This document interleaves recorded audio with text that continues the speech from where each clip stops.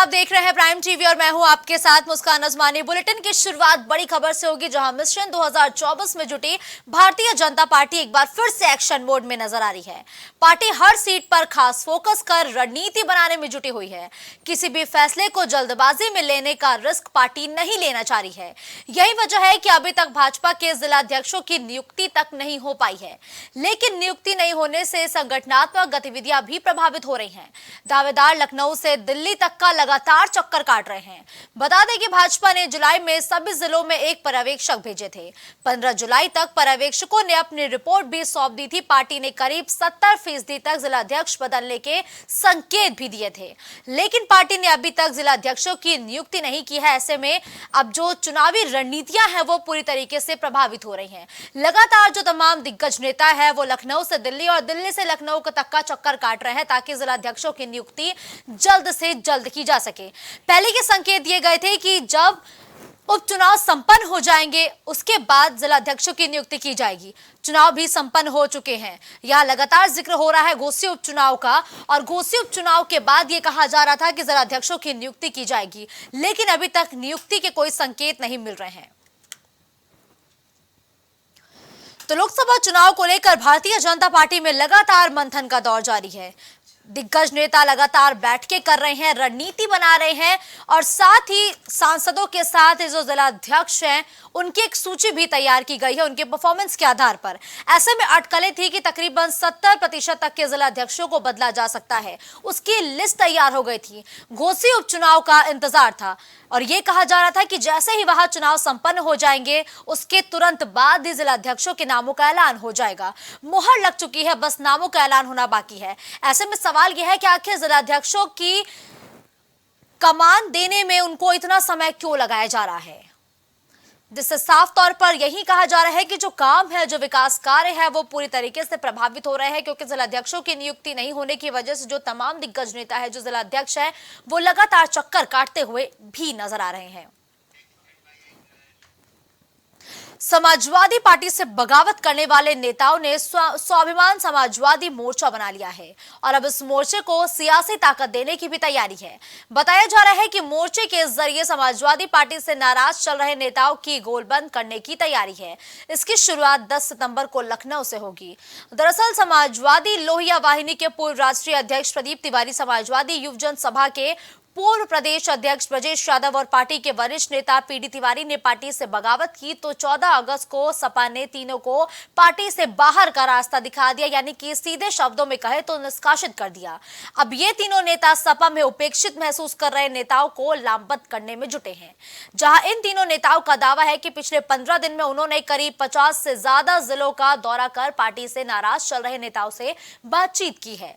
इस रणनीति के तहत स्वाभिमान समाजवादी मोर्चा का गठन किया गया है। इसे सियासी दल के रूप में मान्यता लेने का भी प्रयास अब शुरू कर दिया गया है। तो समाजवादी के बागियों ने एक मोर्चा बनाए हैं। स्वाभिमान समाजवादी पार्टी मोर्चे का गठन किया गया है, जिसमें साफ तौर पर समाजवादी पार्टी के खिलाफ आवाज बुलंद करने के लिए तमाम दिग्गज नेता एक साथ एक मंच पर नजर आने वाले हैं।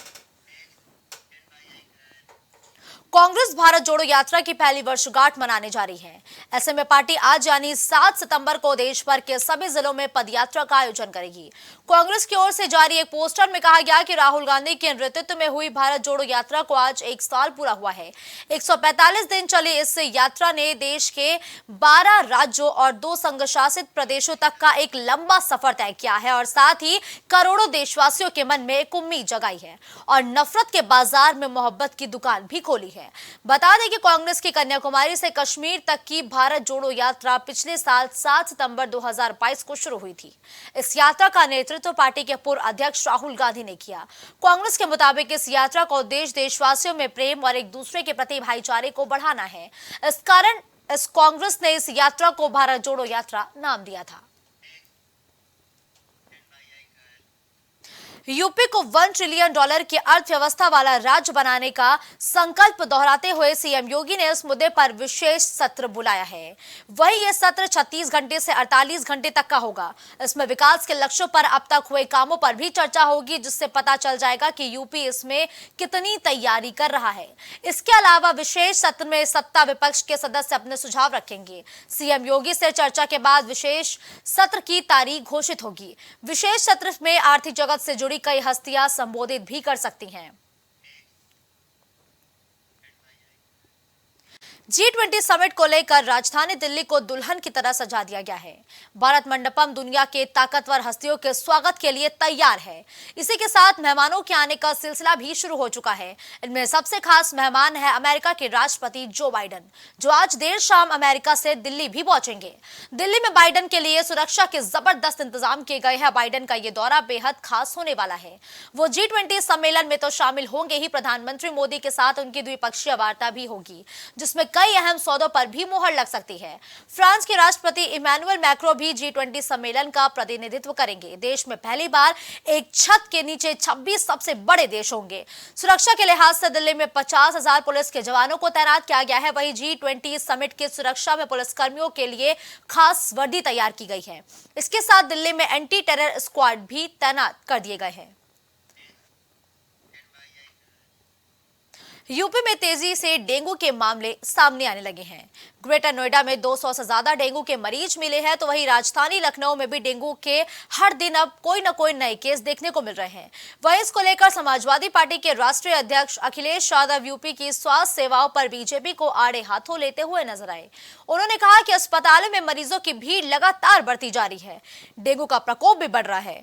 बीजेपी सरकार के दावे पर सवाल उठाते हुए अखिलेश यादव ने कहा कि अस्पताल में न डॉक्टर है और न ही दवाएं हैं, मरीजों का कोई हाल लेने वाला नहीं है।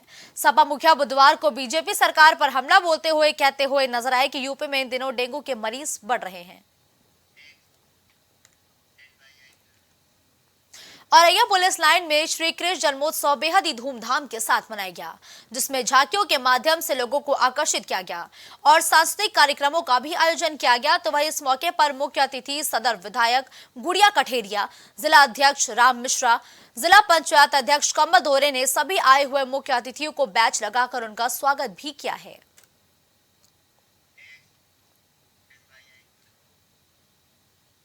खबर रायबरेली से है, जहां ढाबे पर खाना खा रहे ट्रक के कंडक्टर को अज्ञात हमलावरों ने गोली मार दी है, जिसके बाद कंडक्टर को गंभीर हालत में जिला अस्पताल में भर्ती करा दिया गया है। बताया जा रहा है कि ढाबा संचालक और अज्ञात दबंगों के बीच किसी बात को लेकर विवाद हो गया, जिसके बाद दबंगों ने अपने साथियों को बुलाकर ढाबे पर ताबड़तोड़ फायरिंग करना शुरू कर दिया। इसी बीच एक गोली ट्रक के कंडक्टर संजय कुमार गुप्ता को लग गई, जिससे वो गंभीर रूप से घायल हो गए। जिसके बाद कंडक्टर को गंभीर हालत में जिला अस्पताल में भर्ती करा दिया गया है, जहां उनकी हालत गंभीर बनी हुई है। Doctor Anurag Shukla, EMO district hospital Raebareli. ये हमारे पास संजय कुमार गुप्ता नाम के युवक ऊंचाहर सीएससी से रिफर को होकर आए हैं। बताया जा रहा है कि गोली चलने के दौरान ये घायल हो गए थे। हमारे पास भर्ती करके उनका इलाज चल रहा है। इस बुलेटिन में फिलहाल के लिए बस इतना ही। देश दुनिया की तमाम बड़ी खबरों के लिए आप देखते रहिए प्राइम।